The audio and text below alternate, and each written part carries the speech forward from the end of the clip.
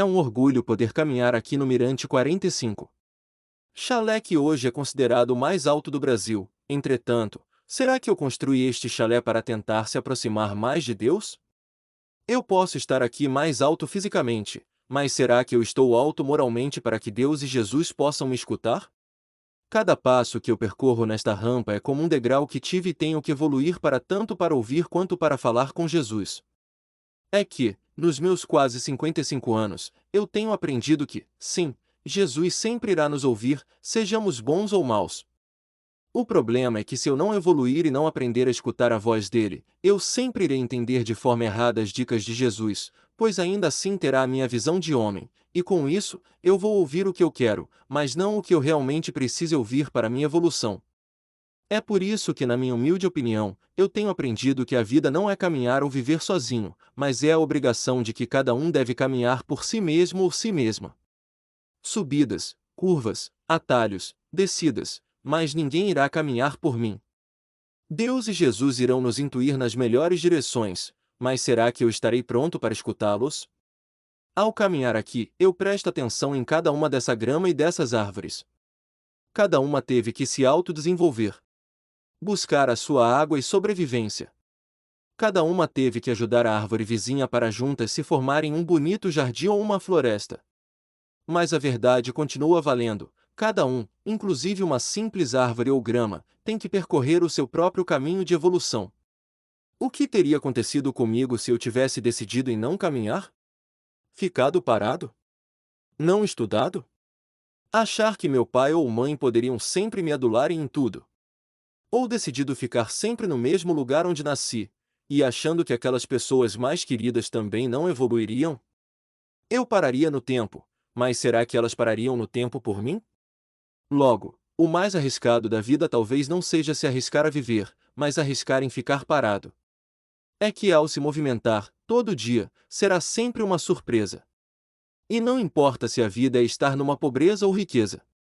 Entretanto, ao optar em não se movimentar, o tédio e a frustração de não ter tentado irão cobrar um preço caro. Mas, onde estará Jesus nisso tudo? Ele está no início, assobiando o apito do início da corrida? Ou será que Jesus está caminhando ou correndo ao meu lado? Ou, por último, Jesus estaria apenas no final do caminho para avaliar tudo ou julgar-me por tudo que eu fiz no passado? Hoje eu me sinto feliz, entretanto, qual foi o preço que eu tive que pagar? Pessoas que magoei? Momentos que eu tive que me magoar também. Afinal, foi muita tentativa e erro. É que meus pais tinham amor, mas não estavam ou nem sabia como educar. Amor demais ou amor de menos são coisas que estragam uma alma. E os erros que eu cometi? Caso eu não tivesse cometido aqueles erros, será que eu estaria aqui? Será que Jesus não poderia ter preparado mais meus pais ou as escolas onde eu estudei para educarem melhor o meu cérebro, a minha alma e ainda, como eu deveria usar o meu corpo? Afinal, como pais, escolas ou professores irão nos ensinar a nos conhecermos melhor, se eles mesmos não fizeram isso com eles? É possível um pai, escola ou professor ensinar alguém a amar se eles mesmos não tiverem amado? E quando eu falo de amar, para mim, não posso achar que amar é ficar 24 horas dizendo para alguém que a ama ou o ama. Isso não é amor, isso é carência. Eu estou aqui no chalé mais alto do Brasil, localizado a mais de 1.600 metros de altitude. Eu olho agora para este mundo todo de quase 7 bilhões de pessoas, e eu me pergunto e tento ainda perguntar a Jesus que esteja por aí em algum lugar: até quando iremos aprender pela dor?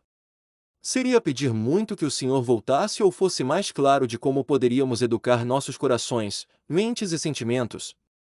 Jesus! Jesus! O Senhor está aí me ouvindo?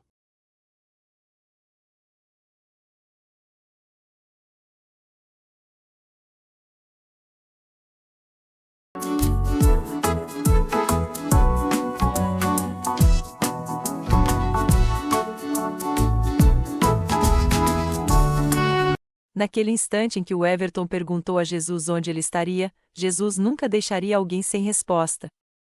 Jesus se lembra daquela frase dita no passado que diz mais ou menos assim: pedi e recebereis.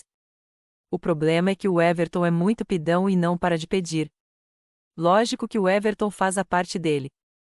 Mas que ele é pidão, isso sim, ele é mesmo. Agora que Jesus foi convidado a responder, Jesus irá avaliar como iniciar esse diálogo com o Everton e, obviamente, avaliando o livre-arbítrio e o merecimento dele. É que Jesus sempre que dá, ele fala diretamente com as pessoas, ou nas maiorias das vezes, fala conosco através de intuições ou através da boca de outras pessoas. A questão é saber se os nossos ouvidos sabem ouvir não apenas as palavras, mas a intenção. E se isso é bom para o longo prazo, sempre. O problema é que a maioria das pessoas querem algo para o curto prazo. Portanto, até o final deste fato, eu vou narrar para você como tudo aconteceu.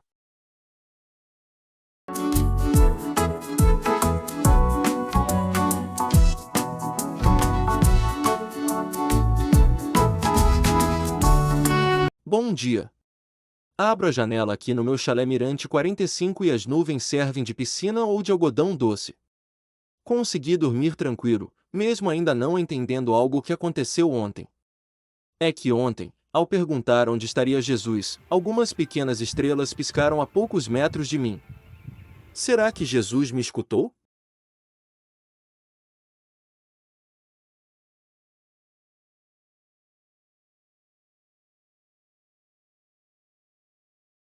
Será que eu ofendi a Jesus? O importante é que ele não escuta minhas palavras, mas minhas intenções do coração é que importam.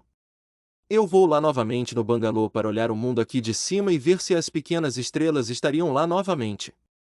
Eu olho para todos os lados e vejo apenas um sol, mas nada de estrelas em plena luz do dia. Deve ter sido coisa da minha imaginação.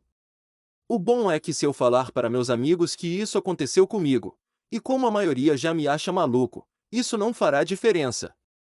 Jesus deve ter tantas outras prioridades mais importantes no mundo. Por que ele viria me visitar para falar sobre educação? E logo eu? Afinal, eu acho que há pessoas muito mais sábias do que eu.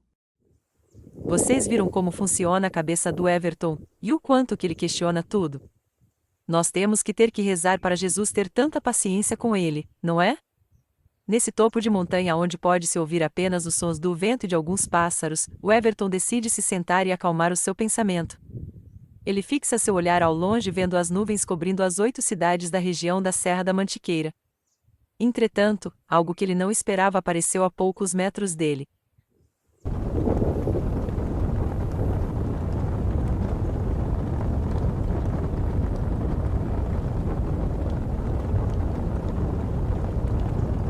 Eita!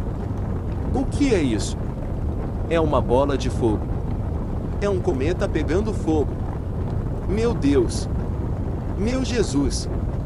O que é isso? Ora, Everton, sou eu, Jesus. Não foi você que perguntou ontem onde eu estaria? Aqui eu estou, e vim para conversarmos um pouco sobre educação. Obrigado, Jesus, mas eu nunca esperaria que o senhor fosse um cometa ou bola de fogo. Everton, eu não sou uma bola de fogo. É que eu vim de tão longe e tive que acelerar.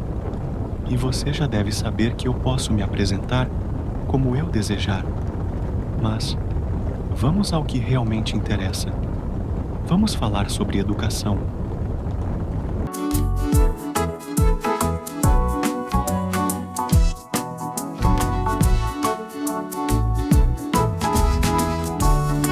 Obrigado, Jesus. E sim, vamos falar sobre educação. Primeiramente, há centenas de anos nós estamos aqui aguardando o seu retorno físico na Terra. Sei que tivemos os seus ensinamentos que estão escritos na Bíblia Sagrada, mas sabemos que nem tudo foi escrito lá para o nosso dia a dia da humanidade. Senhor Jesus, será que já não chegou o momento para a humanidade ter um método exato para uma educação melhor do que a que temos atualmente? Everton, obrigado pela pergunta. E não precisa me chamar de Senhor. Agora, sobre sua pergunta. Na verdade, se você estudou bem, irá encontrar a frase que eu disse, que eu nunca abandonaria a humanidade. E eu nunca abandonei.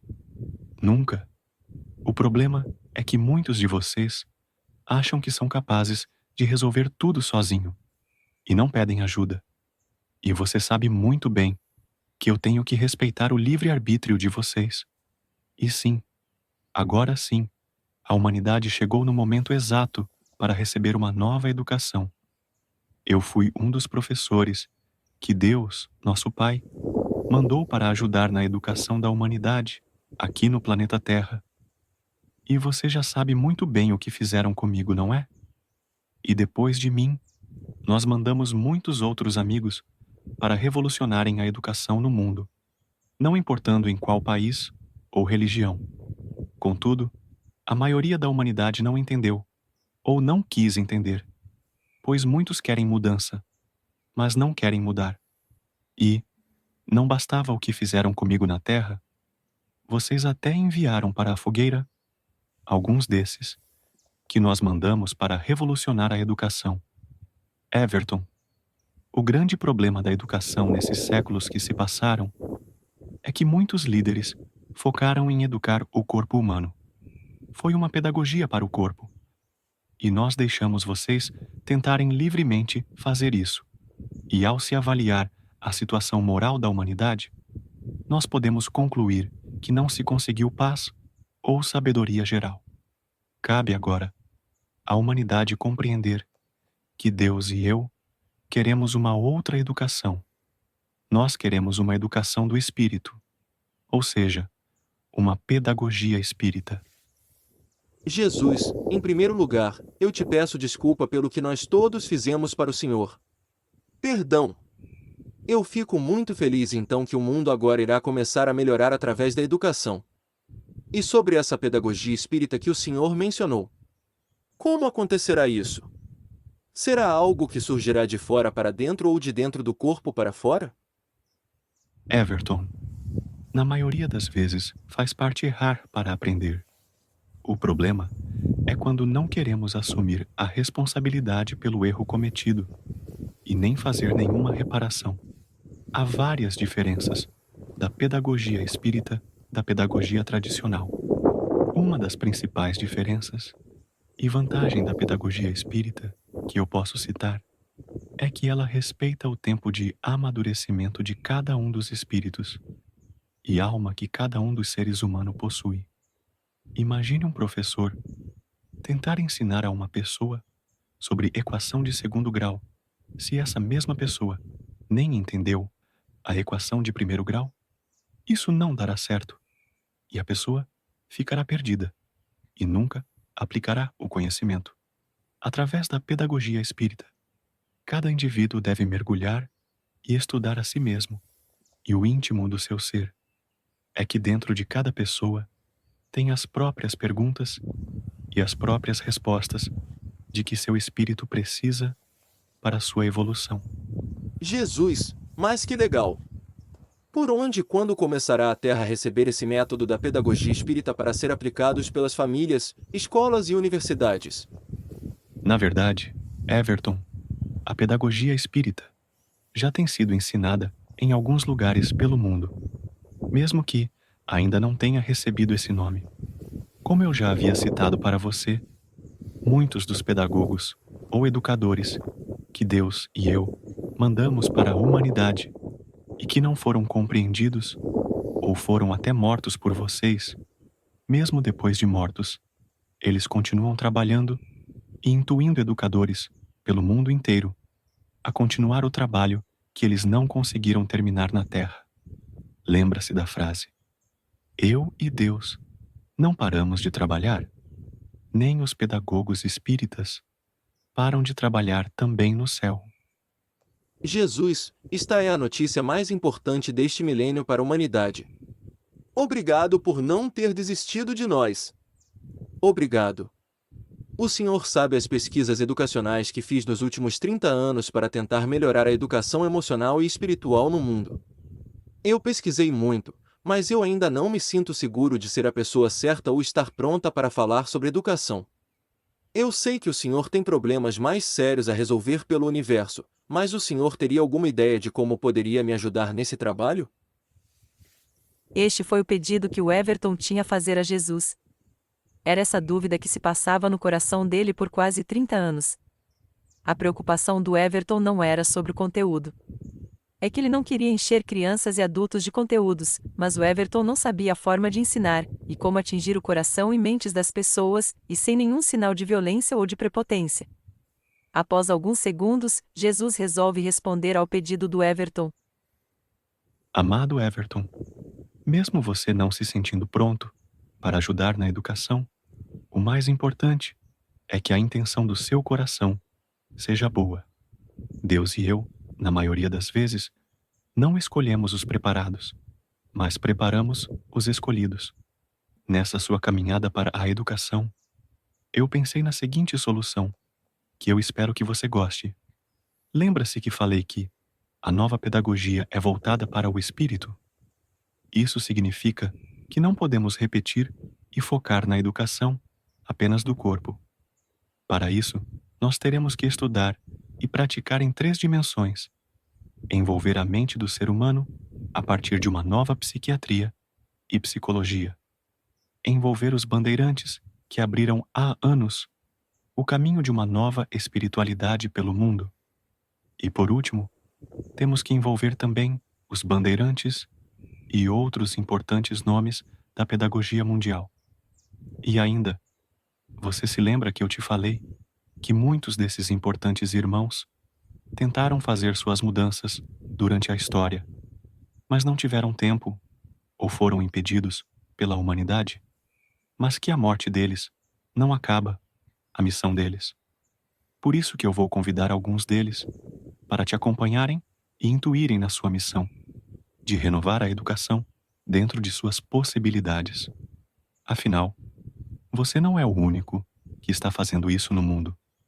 Os seguintes irmãos que irão te acompanhar são: por uma nova psiquiatria e psicologia, eu convidei Dr. Inácio Ferreira,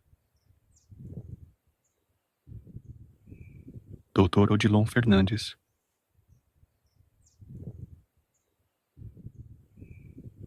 Joana de Ângeles,